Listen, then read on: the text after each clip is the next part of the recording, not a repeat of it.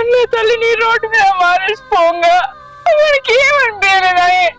అద్దు బిడ్డ, అద్దురా, నన్నెడు తోలుకపోతున్నావురా నన్నా గాని వినలేదు బిడ్డ. నిన్ను చూస్తానో చూడనో అని నాకు మత్తు భయమైంది బిడ్డ. నాకు ఆకలైనా దూపైనా ఎవరిని అడిగినా నాకు ఏమి ఇయ్యలేరు బిడ్డ.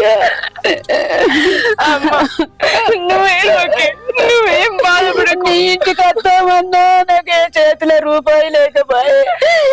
ఎవరిని అడిగినా గాని ఎవరు ఇయ్యలేరు బిడ్డ.